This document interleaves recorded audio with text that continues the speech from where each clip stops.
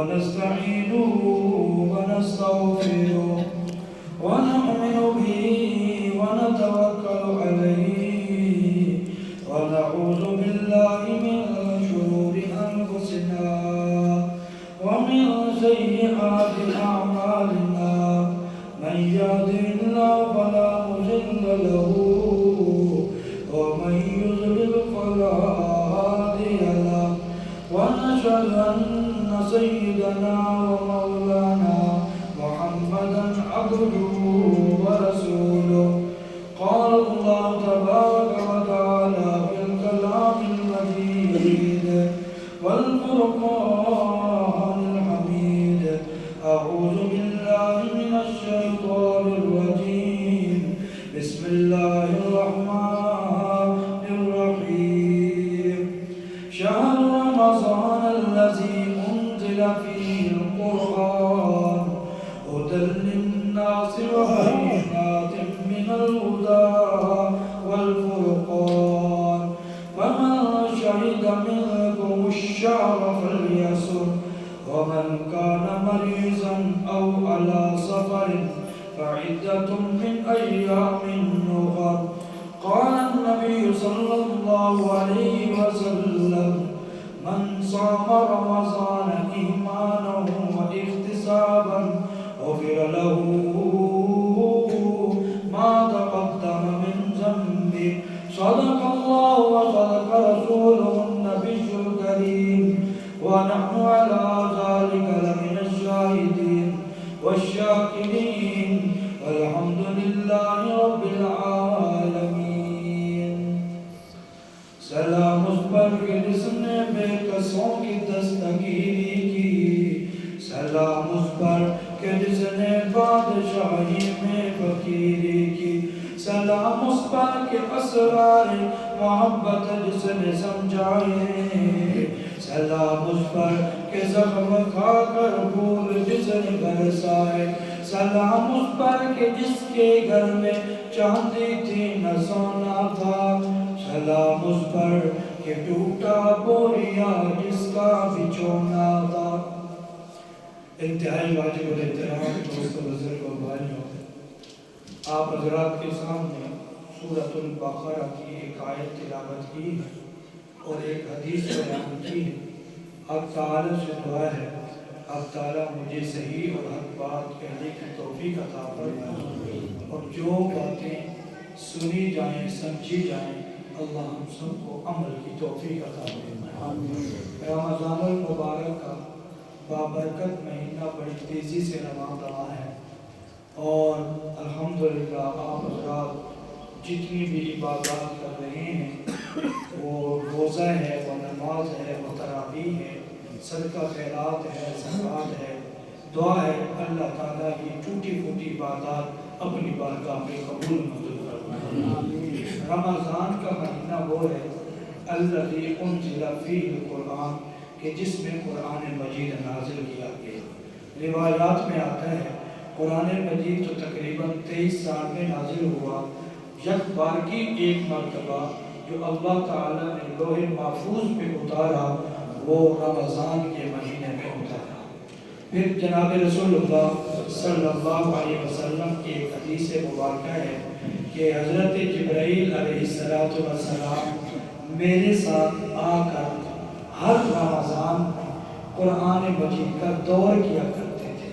دور یہ ہوتا ہے ایک دفعہ میں نے پڑھا پھر ایک دفعہ سامنے والے نے وہی پڑھا اگر کوئی میری غلطی ہے تو وہ درستگی ہو جاتی ہے اس کی کوئی غلطی ہے تو وہ درستگی ہو جاتی ہے حدیث مبارکہ میں آتا ہے کہ رسول اللہ صلی اللہ علیہ وسلم وَكَانَ جِبْرِيلُ يَلْقَاهُ فِي كُلِّ لَيْلَةٍ مِّن رمضان کہ جبرائیل علیہ السلام رمضان کی ہر رات میں ملاقات کرتے تھے سبحان اللہ اور پھر فرمایا فَيُدَارِسُهُ الْقُرْآنِ جب بھی حضور سے رمضان میں ملاقات ہوتی تو قرآن کا دور کیا کرتے تھے رمضان میں قرآن کا دور کیا کرتے تھے رمضان المبارک کے ساتھ ساتھ اللہ تعالیٰ نے یہ جو قرآن کو رمضان کے ساتھ ملایا ہوا ہے اس واسطے آپ حضرات دیکھتے ہیں کہ لوگوں کو بڑا شوق ہوتا ہے روزے میں قرآن کی تلاوت کرنے کا،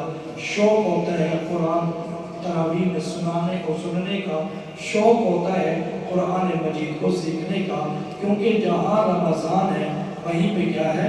قرآن۔ جہاں رمضان وہیں پہ قرآن۔ اسی طریقے سے اللہ تعالیٰ نے رمضان کے روزے فرض کیے، اب ہم نے روزے کو کیسے بچانا ہے؟ آئیے ذرا کچھ باتیں جناب رسول اللہ صلی اللہ علیہ وسلم سے پوچھتے ہیں۔ یا رسول اللہ صلی اللہ علیہ وسلم، آپ رمضان کی فضیلت کو بیان فرما دیں، روزے کی فضیلت کو بیان فرما دیں۔ اس سے پہلے ایک یاد رکھیے گا، جو بھی نیکی کا کام دکھلاوے کے طور پہ کیا جائے گا اس کو فوراً منہ پہ مار دیا جائے۔ یہ حدیث سنیں سمجھ آ جائے گی۔ من صام، مطلب جس نے آدمی نے، مطلب یہ ہے کہ جس آدمی نے رمضان کا روزہ رکھا، من صلی، پہلے لفظ یہ ہے من صلی یرائی فقد اشرک ومن صام یرائی فقد اشرک ومن تصدق یرائی فقد اشرک۔ ترجمہ یہ ہے جس آدمی نے نماز دکھلاوے کے طور پہ پڑھی فقط اشرکا، اس نے اللہ کے ساتھ شرک کیا۔ یہ بڑا خطرناک جملہ ہے۔ پھر فرمایا ومن صام یرائی، جس بندے نے رمضان کا روزہ رکھا دکھلاوے کے طور پہ، کہ میرے محلے والے کہیں گے یہ تو بہت بڑا نمازی بھی ہے اور روزے دار بھی ہے، گھر والے کہیں گے یہ تو بہت سارے روزے رکھتا ہے، واہ لینے کے لیے فرمایا جس نے رمضان کا روزہ رکھا دکھلاوے کے طور پہ، اس نے بھی اللہ کے ساتھ شرک کیا۔ اور پھر فرمایا ومن تصدق یرائی، جس بندے نے صدقہ کیا، زکوٰۃ دی، خیرات کیا، اس نیت سے کہ لوگ کہیں گے حاجی صاحب بہت خرچ کرنے والے ہیں، مفتی صاحب بہت خرچ کرنے والے ہیں، لوگ کہیں گے جناب چودھری صاحب تو بہت خرچ کرنے والے ہیں، یرائی دکھلاوے کے طور پہ صدقہ کرتا ہے، فقط اشرکا، اس نے بھی اللہ کے ساتھ شرک کیا۔ تو اس ریاکاری کو ختم کریں، دکھلاوے کو ختم کریں۔ جب بھی کوئی نیکی کا کام کریں تو خالصتاً کس کے لیے ہونی چاہیے؟ اللہ کے لیے۔ شیطان وسوسے ڈالتا ہے، شیطان بہت وسوسے ڈالے گا۔ وہ دیکھو تمہیں دیکھ رہا بندہ صحیح نماز پڑھو، صحیح نماز پڑھو، اللہ اکبر کریں گے، تمہیں دو تین بندے دیکھ رہے ہیں تم نماز صحیح پڑھو، ارکان صحیح پڑھو۔ شیطان تو وسوسہ ڈالے گا، لیکن آپ تعلق اللہ کی طرف رکھیں۔ شیطان نہیں چاہتا کہ یہ لوگ رمضان میں اپنی بخشش کروائیں، شیطان کہاں چاہتا ہے؟ پھر سوال ہوتا ہے یہ آپ کیسے باتیں کر رہے ہیں، شیطان تو ہے ہی نہیں۔ آپ ہی نے حدیث مبارکہ سنائی تھی کہ حضور علیہ السلام نے فرمایا اذا جاء رمضان، جب رمضان کا مہینہ آتا ہے، فتحت ابواب الجنہ، جنت کے دروازے تو کھل جاتے ہیں، وغلقت ابواب النار، دوزخ کے دروازے بند ہو جاتے ہیں، وصفدت الشیاطین، اور جتنے بھی شیاطین ہیں وہ سارے جگڑ دیے جاتے ہیں۔ شیطان تو ہے نہیں، اب کس نے گناہ کروانے ہیں؟ تو یاد رکھیے گا اس کے دو معنی ہیں۔ پہلا معنی یہ ہے کہ جو سرکش شیاطین، سرکش جو ہمیں بھاگنے والے ہیں، وہ سارے شیطان قید ہو جاتے ہیں۔ اس لیے بعض دفعہ بڑے بڑا گناہ کرنے کو دل نہیں کرتا، بڑا ہوتے ہی نہیں شیطان۔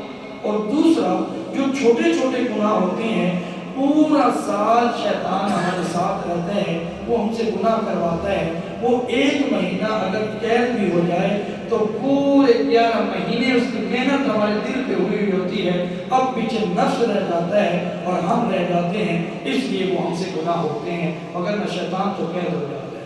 تو شیطان نہیں چاہتا کہ یہ لوگ اپنی رمضان میں بخشش کروائیں۔ حضرت ابو ہریرہ رضی اللہ تعالیٰ عنہ کی یہ حدیث ہے کہ رسول اللہ صلی اللہ علیہ وسلم نے فرمایا کل عمل ابن آدم لہو، آدمی کا ہر عمل اس کے واسطے ہے۔ نماز پڑھتے ہیں کس کو فائدہ ہے؟ زور سے بولو، ہمیں فائدہ ہے۔ اگر ہم زکوٰۃ دیں گے کس کا فائدہ ہے؟ ہمارا فائدہ ہے۔ اگر ہم حج کریں گے تو کس کا فائدہ ہے؟ ہمارا فائدہ ہے۔ فرمایا ایک عمل ایسا ہے کہ اس کے متعلق اللہ تعالیٰ کے نبی صلی اللہ علیہ وسلم نے فرمایا کہ اللہ نے فرمایا آدمی کا ہر عمل اس کے واسطے ہے سوائے الصیام، روزے کے، فَإِنَّ لِي وَأَنَا أَجْزِي بِهِ کہ لوگ روزہ میرے لیے رکھتے ہیں اور اس کا بدلہ بھی میں ہی دوں گا۔ ہر اپنی نماز اپنے لیے، ساری چیزیں اپنے لیے، لیکن روزہ کس کے لیے؟ اللہ کے۔ سحری کا وقت ختم ہو گیا، ہاتھ اٹھا لیا، کس نے کا حکم ہوا؟ اللہ کا حکم ہوا۔ اللہ اکبر، اذان کی آواز ہے، گھر سے نکل کے مسجد میں آ گیا، کس کا حکم ہوا؟ اللہ کا حکم ہوا۔ گھر میں ساری چیزیں موجود ہیں، نہ کھا رہے نہ پی رہے، ابھی تم کیوں نہیں پیتا؟ کس کا حکم چل رہا ہے؟ اللہ کا حکم ہوا۔ این افطاری کا اعلان ہوتا ہے، روزے داروں روزہ افطار کرو، اسی وقت کھجور اٹھا کے منہ میں رکھتے ہیں، کس کا حکم ہوا؟ افطاری کر کے ابھی تو کھانا بھی پورا نہیں کھایا، اعلان ہو گیا اللہ اکبر، حی علی الصلاۃ، آ جاؤ نماز کی طرف، اٹھ کے آ گئے، کس کا حکم ہوا؟ اس لیے تو حضور علیہ الصلوۃ والسلام نے فرمایا کہ بھائی مومن کے لیے یہ دنیا قید خانہ ہے، قیدی آدمی کو یہاں سے یہاں چلے جا، وہ چلا جاتا ہے، کھڑے